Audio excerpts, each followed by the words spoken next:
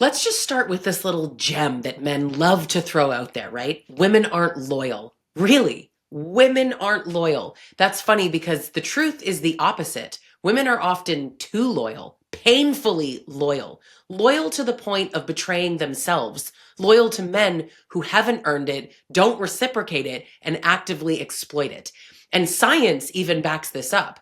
Women score higher in what's called conscientiousness, which is basically being responsible, reliable, and dependable. They also score higher in agreeableness, traits like empathy and cooperation. You put these together and you get a personality profile that leans towards loyalty, not disloyalty, not flighty. If anything, women stick around longer than they should, and abusive men know it. They bank on it. I'm Lisa Sonni, a toxic and abusive relationship expert, and I've helped thousands of women recognize, escape, and rebuild after abuse. And one of the most damaging lies that women carry is this idea that we're somehow not loyal enough. Now, before we go any further, hit subscribe so that you don't miss future videos that cut through these myths and get straight to the truth. Here's the reality. Abusive men don't want earned loyalty, they demand blind loyalty. And the way that they define it is very telling. To them, loyalty means never challenge me, never question me, never leave me, no matter what I do. Even if I cheat, even if I lie, even if I betray you, even if I abuse you, in their world, that's what loyalty is. That's not loyalty, that's submission. They want ride or die, and that's ridiculous. And make no mistake, they don't just ask for it nicely. There is this constant undercurrent of threat attached to this. Disloyalty in their eyes is punished. You might get raged at, you might get humiliated, you might get stonewalled or abandoned, and that fear is what keeps women trying so damn hard to prove their loyalty. But this brings me to one of their favorite manipulative tricks, reverse psychology. You ever notice how abusers love to accuse you of being disloyal, even when you've bent over backwards to show otherwise? That's the point. They bait you. They say you're not loyal, and then what happens, right? Most women, most humans, go into defense mode. Of course I'm loyal. I've stayed through everything. I've put up with all of this. That's exactly what he wants. You're scrambling to prove yourself. Because when you're focused on defending your loyalty, you're not focused on the real problem, his betrayal of yours. And here's where we need to make a really important distinction. Loyalty and trust are not the same thing, right? In a healthy relationship, loyalty comes from trust. You know your partner has your back, so you naturally commit to them to protect the bond. But in an abusive relationship, loyalty is demanded instead of trust. He doesn't actually trust you, right? That's why he monitors you and accuses you and tests you. But he has the audacity to say that you aren't loyal enough. It's frankly hypocrisy at its finest. Because let's be honest, the men screaming about women's loyalty are often the least loyal themselves. How many times have you heard about the guy that cheats and lies and betrays and then turns around and says that his wife wasn't loyal? What she means is that she didn't let him cheat in peace. She didn't stand there silently while he blew up the marriage. That's not disloyalty. That's having a backbone. But in their world, loyalty is just a one-way street, right? Women owe it and men don't owe it. And society props that right up. We've seen that ride or die trope that I mentioned, right? The good wife who stands by her man through cheating, addiction, prison, abuse, and that's sold to women as noble. Meanwhile, men are never expected to do the same, right? They're excused with boys will be boys or men just aren't as loyal, which is not actually true. But when a man accuses you of being disloyal, it isn't just about him. He's pulling on centuries of conditioning. He's tapping into the shame that women carry about being a bad wife or a bad mother or a bad woman if they don't stay and suffer quietly. And women are conditioned to suffer. That suffering is for the benefit of your marriage. It's for the benefit of him. And that shame is so powerful. It's why women hear you're not loyal and immediately they feel like they've failed. They've broken the sacred contract. And it's not just reverse psychology, it's weaponized culture. But let's talk about what real loyalty actually looks like. Healthy loyalty is earned through care and respect and honesty, reliability. It's mutual. You protect the bond by protecting each other. You don't cheat. You don't betray. You don't throw grenades into your relationship and then expect the other person to run around picking up the pieces. Demanded loyalty, that's the stay no matter how much I hurt you crap. That's not loyalty, it's coercion. So when an abusive man says women aren't loyal, here's what he actually means. You're not obedient enough. You're not letting me do what I want without consequences. You're not tolerating my mistreatment forever. Translation? You aren't betraying yourself for me. And that's why it works, because women are socialized to prove themselves as good women through loyalty. They've been told their whole lives that a woman's value is measured in how much she sacrifices for her man. So when he calls her disloyal, it hits that nerve. And too often she doubles down and she stays longer and she works harder. She betrays herself in the name of proving that she isn't what she says she is. But here's the truth. The only betrayal happening is his abuse. I watched a video recently of this woman who stood up in a group in front of an audience with a panel, and she asked, how do you forgive a betrayal? How do you get past it and stay?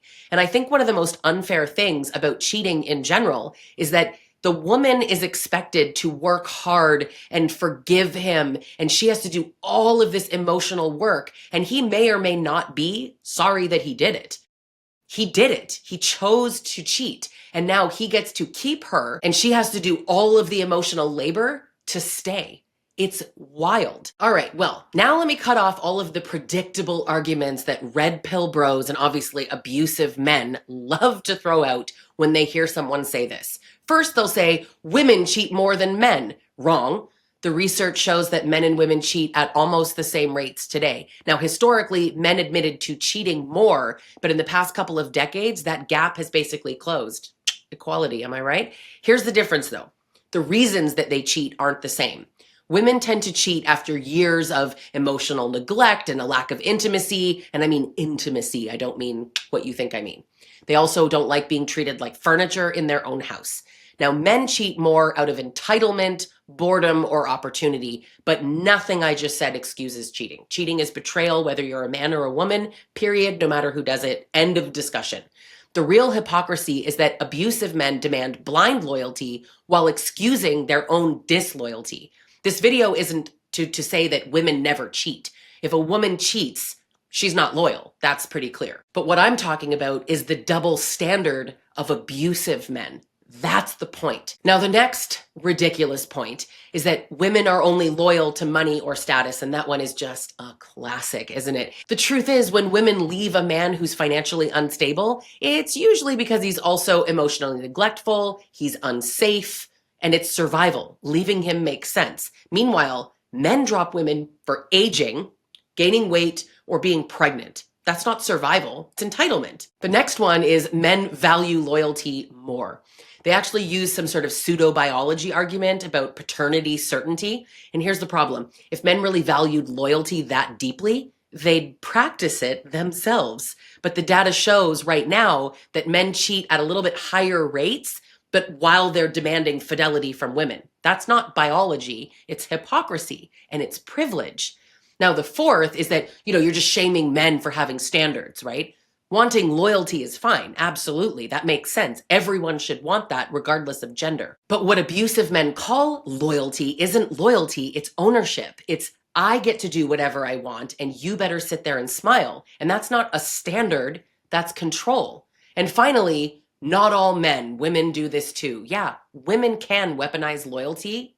I'm not saying they don't, but the difference is that women are conditioned to overgive loyalty and to prove themselves worthy, and men are conditioned to demand loyalty to prove their dominance.